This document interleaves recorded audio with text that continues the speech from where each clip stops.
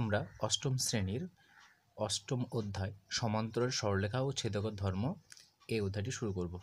এই অধ্যায়টি শুরু করার আগে আমরা এই অধ্যায়ের কোন কোন টপিকগুলো পড়বো একটু দেখে নেই। প্রথমে দেখব সমান্তরাল সরলরেখা, ছেদক, তার বিভিন্ন প্রকার কোণ। আমাদের এই সমান্তরাল সরলরেখা এবং ছেদক দিয়ে যে সমস্ত কোণগুলো উৎপন্ন হবে সেগুলো দেখব। অনুরূপ কোণ, একান্তর কোণ, বহিস্থ কোণ, অন্তস্থ কোণ। তারপর দেখব আমরা অনুরূপ কোণগুলির সমান হওয়ার শর্ত, একান্তর কোণগুলির সমান হওয়ার শর্ত এবং ছেদকের একই পাশের অন্তস্থ কোণদ্বয়ের যোগফল কত হবে সেটা আমরা দেখব। সমান্তরাল সরলরেখা মানে কি আমরা জানি যে এটা একটা সরলরেখা অঙ্কন করলাম, এটা একটা সরলরেখা। তাহলে এই দুটি সরলরেখা এ বি এবং সি ডি এই দুটি হচ্ছে কি পরস্পর সমান্তরাল সরলরেখা। আমি যদি এরকম একটা লিখি যে এ বি এটা একটা সরলরেখা আর এভাবে একটা অঙ্কন করলাম সিডি, তাহলে দেখো এই দুটো কিন্তু সমান্তরাল সরলরেখা নয়, পরস্পরকে ছেদ করবে। তাহলে এটা হচ্ছে আমাদের সমান্তরাল সরলরেখা আর এটা হলো আমাদের কি অসমান্তরাল সরলরেখা। ছেদক বলতে কি বোঝাচ্ছে? ছেদক বলতে দুটি সরলরেখা থাকবে এবং সেই দুটি সরলরেখাকে যদি আমরা অপর একটি সরলরেখা তাদের উপর দণ্ডায়মান হয়, দেখো এটা, তাহলে এটা হচ্ছে আমাদের এ বি সরলরেখা, এটা হচ্ছে সিডি সরলরেখা। তাহলে এইখানে সেই দুটি সরলরেখাকে দেখো একটা ভেদ করে গেছে বা ছেদ করে গেছে, তাহলে এটাকেই বলা হচ্ছে আমাদের কি, এটাকে বলা হচ্ছে আমাদের ছেদক। এবার আমরা এখানে দেখব এইখানে যে দুটি সরলরেখা এবং তাদের একটা ছেদক, এই ছেদক এবং দুটি সরলরেখার মাঝখানে দেখো আমাদের টোটাল 8খানা কোণ উৎপন্ন হয়েছে। এই 8খানা কোণকে, কোণগুলোকে অনুরূপ কোণ, কোণগুলোকে একান্তর, কোণগুলিকে বহিস্থ এবং কোণগুলিকে অন্তস্থ কোণ বলা হয়, সেগুলো আমরা দেখব। প্রথম দেখো আমরা এ বি একটা সরলরেখা এবং সি ডি অপর একটি সরলরেখা অঙ্কন করলাম এবং এই দুটি সরলরেখা কি পরস্পর সমান্তরাল। তাহলে এ বি,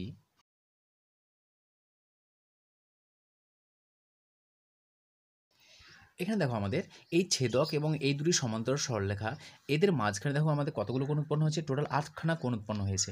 দেখো 1 2 3 4, নাম দিচ্ছে এখানে 5 6 7 8। এই যে কোণগুলো উৎপন্ন হচ্ছে সেই কোণগুলো আমি নামকরণ করলাম। এবার এই কোণগুলির মধ্যে আমরা নাম্বার 1 প্রথম লিখছি আমরা বহিস্থ কোণ।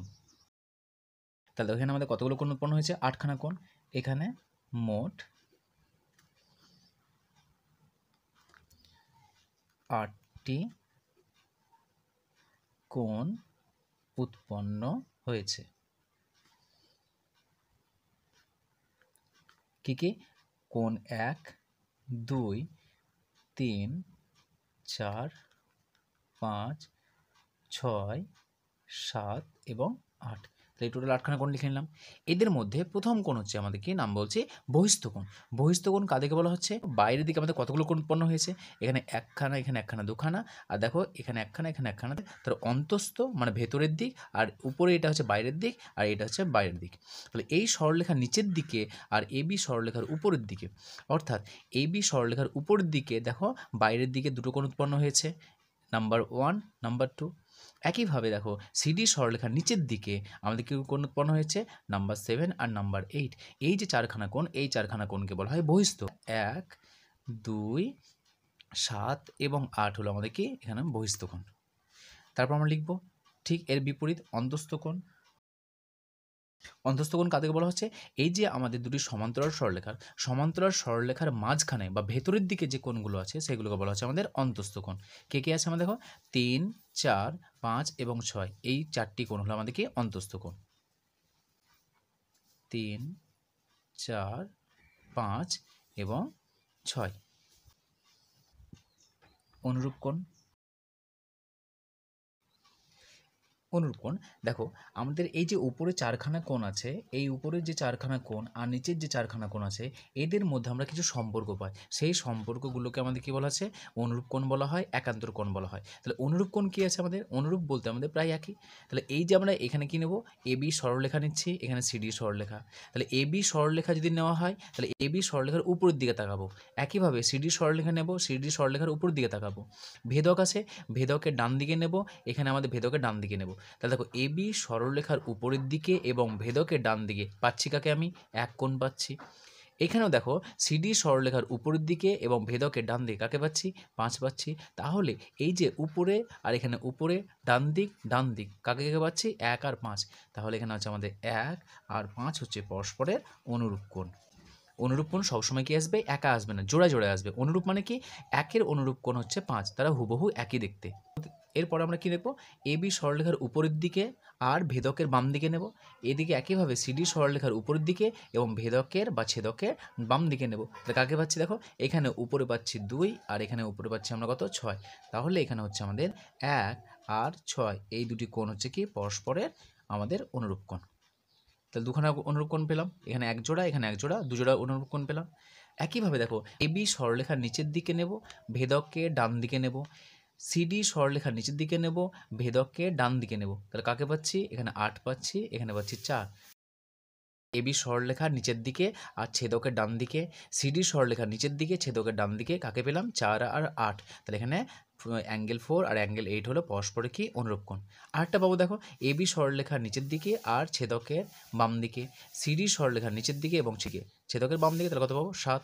তাহলে 3 আর 7, তাহলে কত পাচ্ছি এখানে আমরা, আরেকটা পাচ্ছি আমরা, অপরটি পাচ্ছি 3 আর পাচ্ছি 7। তাহলে দেখো মোট আমরা কজোড়া পেলাম, 1 2 3 এবং 4। তাহলে আমাদের টোটাল 4 জোড়া অনুরূপ কোণ রয়েছে, 4 জোড়া অনুরূপ কোণ। এরপর আমরা কি দেখবো, এবার দেখবো আমরা একান্তর কোণ।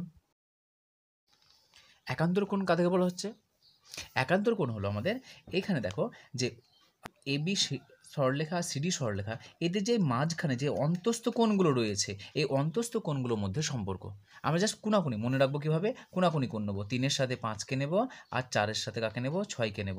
তাহলে এখানে হয়ে যাবে আমাদের যে কোণ 3 ও কোণ 5 পরস্পরের একান্তর কোণ, আর কোণ 4 ও কোণ 6 পরস্পরের একান্তর কোণ।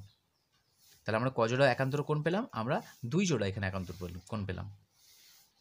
একান্তর কোণ মনে রাখার জন্য তোমরা এই জি সিম্বলটা মনে রাখবে। এখানে দেখো, তাহলে এটা যদি আমাদের, এটা আর এটা যদি আমার সমান্তরাল হয়, জি এর এইখানে আর এটা, এই যে কোণগুলো, এই কোণ দুটোকে বলা হয় কি আমাদের একান্তর কোণ। তাহলে একান্তর কোণ মনে রাখার জন্য মনে রাখবে যে একটা কি তৈরি হবে, জেড বা জি তৈরি হবে আমাদের। তাহলে জি যদি তৈরি হয় বা জেড যদি তৈরি হয়, তাহলে এই যে কোণ দুটো পাচ্ছি, এই কোণ দুটোকে বলা হয় আমাদের একান্তর কোণ।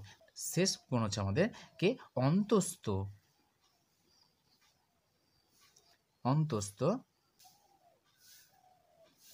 কোণদ্বয়, ছেদকের একই পাশের।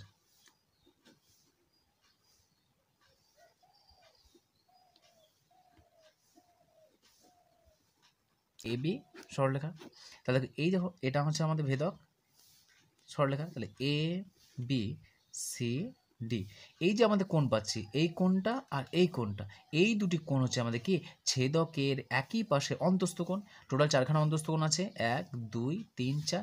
এই 4টি অন্তস্থ কোণের মধ্যে বলছে অন্তস্থ কোণদ্বয়, কোন অন্তস্থ কোণদ্বয়, ছেদকের একই পাশে।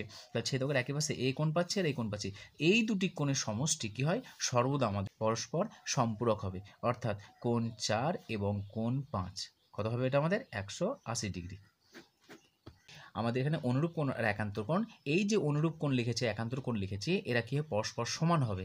কখন সমান হবে, যদি আমাদের এই সরলরেখা দুটি পরস্পর সমান্তরাল হয়। তাহলে আমি এখানে যেহেতু লিখেছিলাম যে এ বি এবং সিডি দুটি সমান্তরাল সরলরেখা, তাহলে A B R CD, A B R CD যদি আমাদের পরস্পর সমান্তরাল হয়, তাহলে এখানে আমাদের অনুরূপ কোণ, 4 জোড়া অনুরূপ কোণ পরস্পর সমান হবে। তার মানে 1-এর সাথে 5 সমান হবে, 1-এর সাথে, আচ্ছা এখানে 1 করে দিয়েছি, এটা ভুল করেছিলাম। এখানে কত হচ্ছে আমাদের, 1-এর সাথে 5 আর অনুরূপ কোণ হচ্ছে আমাদের 2-এর সাথে 6, এটা 2 কোণ হবে আমাদের, 2-এর সাথে 6, তাহলে 2-এর সাথে 6 সমান হবে। একইভাবে 4-এর সাথে 8 সমান হবে, 3-এর সাথে 7 সমান হবে। মানে 4 জোড়া অনুরূপ কোণ তারা পরস্পরের সঙ্গে সমান হবে।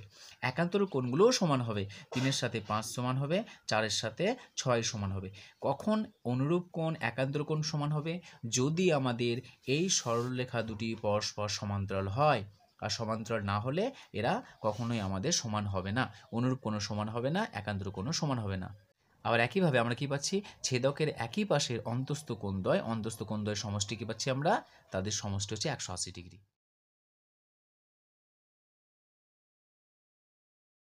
একান্তর কোণ কারা সমান হচ্ছে, যেহেতু আমাদের এ বি আর সিডি হচ্ছে আমাদের কি পরস্পর সমান্তরাল নিয়েছি, তার মানে এ বি সমান্তরাল সিডি, সুতরাং এখানে আমাদের একান্তর কোণ এখানে হবে আমাদের কোণ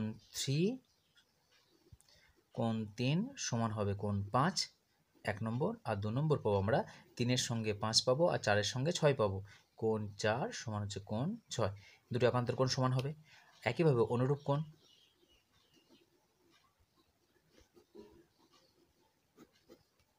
অনুরূপ কোণ কার সঙ্গে 1-এর সাথে 5, তাহলে 1-এর সঙ্গে 5 সমান হবে, 2-এর সাথে 6 সমান হবে, 2-এর সাথে 6 সমান, 4-এর সাথে 8 সমান,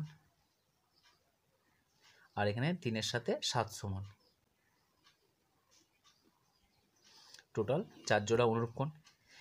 তাহলে একান্তর কোণ আর অনুরূপ কোণগুলো কী হবে? পরস্পর সঙ্গে পরস্পর সমান হবে যদি সমান্তরাল হয়।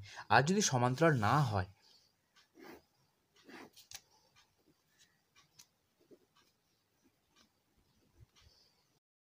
1 2 3 4 5 6 7 8, তাহলে এখানে যে আমাদের একান্তর কোণগুলো উৎপন্ন হবে, একান্তর কোণ অনুরূপ কোণ এরা কিন্তু কেউ সমান হবে না যদি অসমান্তরাল হয়। সমান্তরাল হলে একান্তর কোণ অনুরূপ কোণ সমান হবে।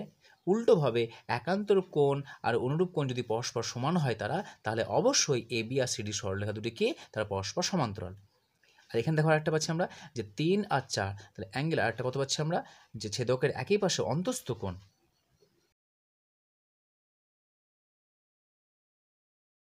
কত পাবো এখানে 4-এর সঙ্গে 5, তার মানে কোণ 4 প্লাস কোণ 5 সমান হচ্ছে 180 ডিগ্রি, এটা একটা। আর একটা পাবো 3-এর সঙ্গে 6, তাহলে কোণ 3 প্লাস কোণ 6 সমান হচ্ছে 180 ডিগ্রি, পরস্পর সম্পূরক। তাহলে এখানে পেলাম 1 নম্বর, 2 নম্বর, 3 নম্বর। আমরা অষ্টম শ্রেণীর কোষে দেখি 8 সমান্তরাল সরলরেখা এবং ছেদকের ধর্ম এই অধ্যায়ের প্রথম প্রবলেমটা করব। প্রথম প্রবলেমে দেখো বলেছে যে চন্দ্রা দাগ টানা খাতাতে একটা ছেদক অঙ্কন করেছে এবং ছেদক অঙ্কন করার ফলে সেই 4 জোড়া অনুরূপ কোণ, 2 জোড়া একান্তর কোণ এবং 2 জোড়া ছেদকের একই পাশে অন্তস্থ কোণ উৎপন্ন হয়েছে। এই কোণগুলো লিখতে বলেছে। তাহলে দেখো 4 জোড়া অনুরূপ কোণ, 1 এবং 5 হচ্ছে অনুরূপ কোণ, তাহলে এই 1 জোড়া পেলাম। আবার একইভাবে আমাদের 4-এর সঙ্গে 8 হচ্ছে আমাদের অনুরূপ কোণ, তাহলে কোণ 4 এবং কোণ 8 অনুরূপ কোণ। 2 কোণ 2-এর সঙ্গে কোণ 6, এই 1 জোড়া পেলাম। 3-এর সঙ্গে 7, তাহলে 1 2 3 4, এই 4 জোড়া আমরা কি অনুরূপ কোণ পেলাম। 2 জোড়া একান্তর কোণ পাবো, আর এখানে আমাদের 3-এর একান্তর কোণ হচ্ছে 5, 4-এর একান্তর কোণ 6, তাহলে 4-এর সঙ্গে আমার একান্তর কোণ হচ্ছে আমাদের 6, আর 3-এর সঙ্গে আমাদের একান্তর কোণ হচ্ছে 5। 2 জোড়া একই পাশের অন্তস্থ কোণ, একই পাশে বলতে আমরা ছেদকের একই পাশে নেব। তাহলে ছেদকের একই পাশে অন্তস্থ কোণ কাকে পাচ্ছি আমরা? 4 পাচ্ছি আর 5 পাচ্ছি, তাদের সমষ্টি কত হবে? তাহলে এখানে পাবো আমরা একটা হচ্ছে আমাদের 4-এর সঙ্গে 5 পাচ্ছি, আর আমরা পাবো 3-এর সাথে 6, 3-এর সাথে 6, তাহলে এখানে 1 জোড়া এই 1 জোড়া 2 জোড়া, তাহলে 2 জোড়া অন্তস্থ কোণ পেলাম।